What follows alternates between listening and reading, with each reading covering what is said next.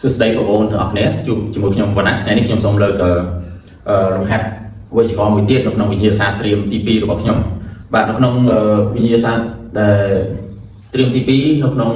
វីដេអូទី27របស់ខ្ញុំគឺចង់តេស្តទៅលើ determiner បាទហើយចំពោះលំហាត់ determiner នេះខ្ញុំឃើញក្រសួងគាត់តែងតែចេញប្រឡងស្ទើរតែជារៀងរាល់ឆ្នាំដែរអញ្ចឹងសូមបងប្អូនទាំងអស់គ្នាមកធ្វើលំហាត់នេះជាមួយខ្ញុំហើយ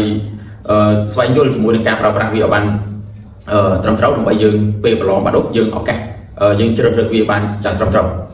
បាទមុននឹងយើងធ្វើលំហាត់នេះបានតើតើយើងទៅមើលការប្រើប្រាស់របស់ determiner នីមួយៗសិនអញ្ចឹងសូមបងប្អូនទាំងអស់គ្នាទៅជាមួយខ្ញុំហើយនេះគឺជា determiner ដែលខ្ញុំលើកមកពាក់ព័ន្ធជាមួយនឹងចម្លើយរបស់យើងទី1គឺយើងប្រើប្រាស់ជារវាងmoney ហើយនិង match តើការប្រើប្រាស់របស់វាយ៉ាងម៉េច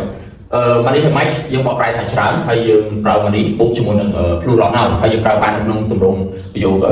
ស្របបដិសេធនិងសំណួរខ្ញុំដាក់និមិត្តសញ្ញាបែបនេះគឺសំដៅទៅលើប្រយោគស្របបដិសេធនិងសំណួរហើយចំពោះ match ក៏បកប្រែថាច្រើនដែរហើយយើងបូកបានជាមួយនឹងតែ antonym ទេហើយប្រើបានតែប្រយោគបដិសេធនិងសំណួរវា copy money យើងប្រើបានទាំងប្រយោគស្របហើយមួយទៀតគឺពាក់ព័ន្ធជាមួយនឹង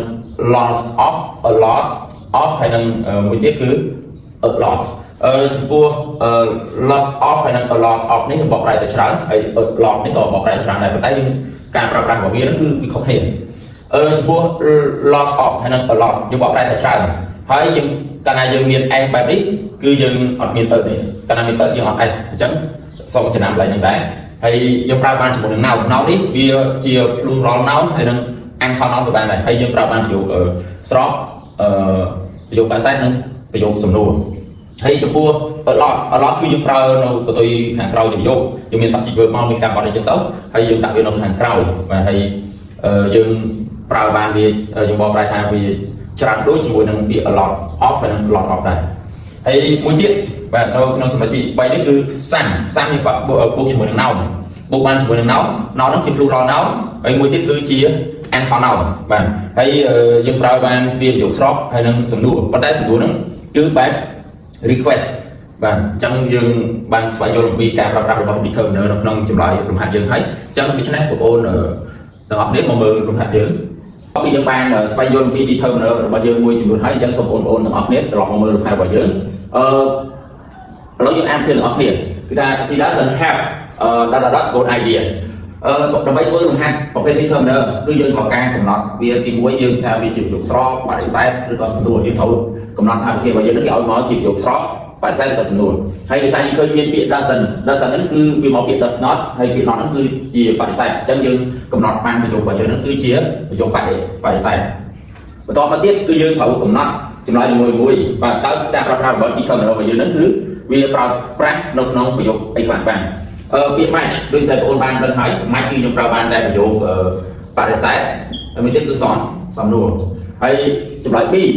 ពាក្យ lot នេះគឺយើងមានតែពាក្យ lot មាន s ប៉ុន្តែអត់មាន off យើងអត់យកបានទេទោះតែមាន off អញ្ចឹងកន្លែងនេះគឺ